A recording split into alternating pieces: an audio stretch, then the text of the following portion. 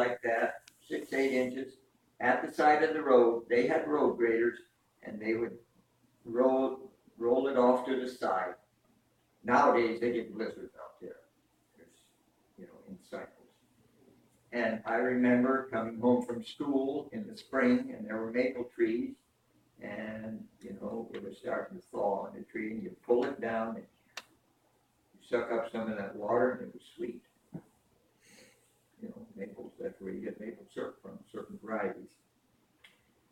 Other things, the school was the social center, and we had things called cakewalk and box lunches.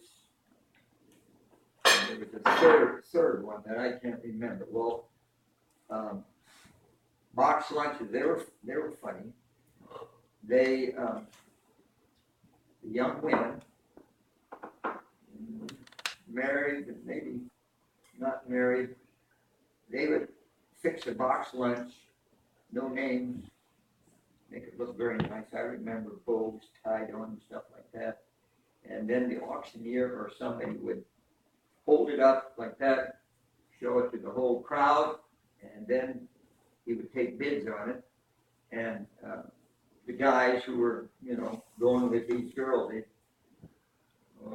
try and figure out who that was, because she was not supposed to spill any beans about it, just a little bit. Oh man, those guys wanted a certain box lunch because then they would eat with her when it was over. And most of them made it happen. So what was the auctioneer, what was the purpose? It was more than just a social event then, right? Not much. It raised a few bucks, maybe for school. Oh, maybe okay. buy a couple of desks. I don't know. But the only thing what they were there for is for the fun of it. Right. And cakewalks were the same, except they paraded it around, and then somebody bought it, and then they had coffee or tea afterwards, and cakes. Most of the cakes were eaten, as I recall, in school. It was a feast, but it was social. Your church may have been a long ways away, and maybe you didn't go to church, but you didn't pass up these school functions. I mean, you had to be a real jerk not to go to that cakewalk.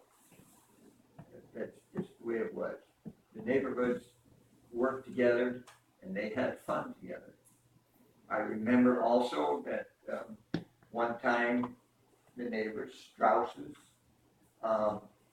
they had butchered some hogs and skinned them, and then they came on the yard. They needed something from Dad. I forget what it was, and there they had these hog calves laying in the back of their pickup truck and everything, clean as a whistle.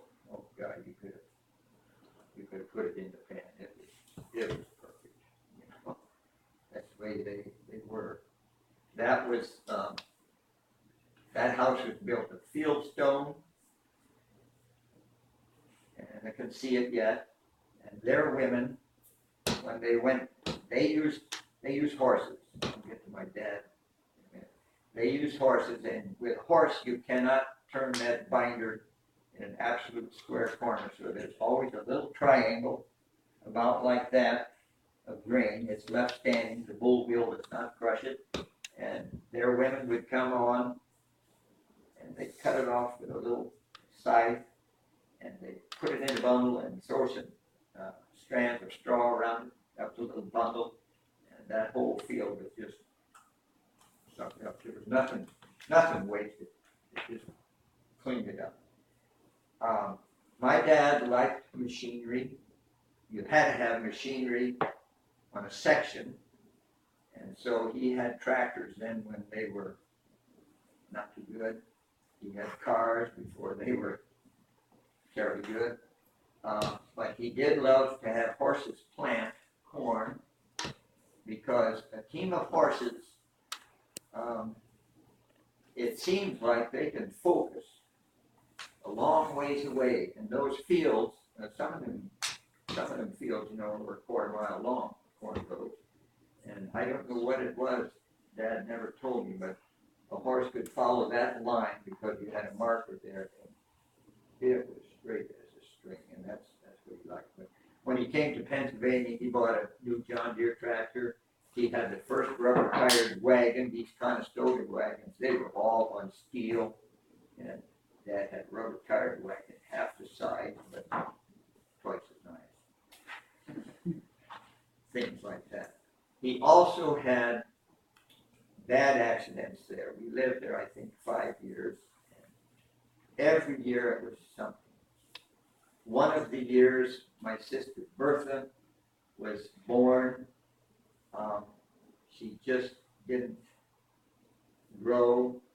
She just didn't learn. And so Mom and Dad finally went to Philadelphia to a specialist to see what was wrong with Bertha. And then Bertha was born in Iowa. Yeah, she was born in Iowa, so she was very young there, but she wasn't developing. No.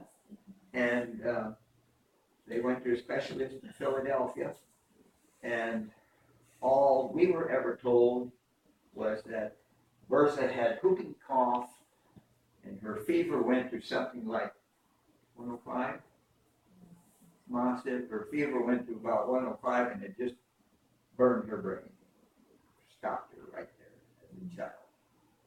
However, decades later, maybe 10 years ago, 15 years ago, we had a 50th wedding anniversary, and we put that notice in the banner, and then there was all cards. No, that was for my parents' 60th wedding anniversary.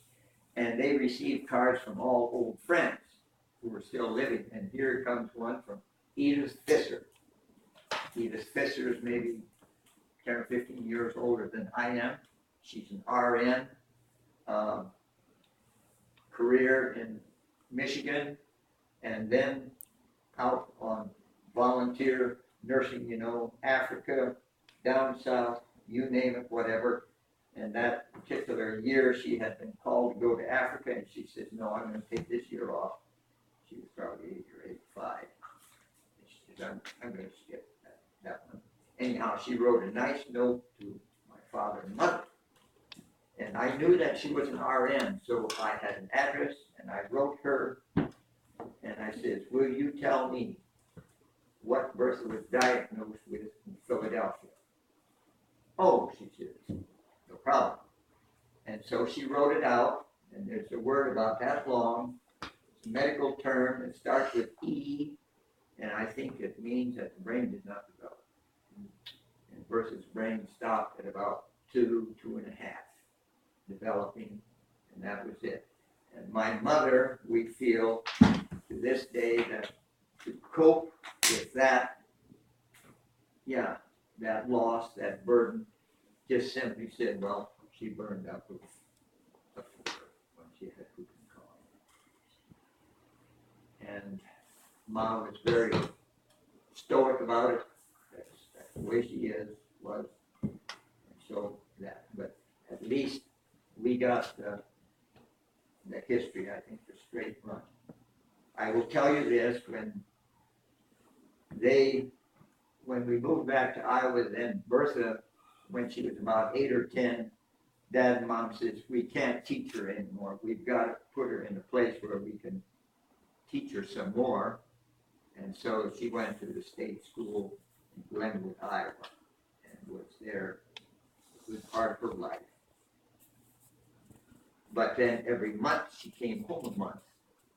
Like Dad and Mom. Every summer, I mean, what did I say? Every summer a month.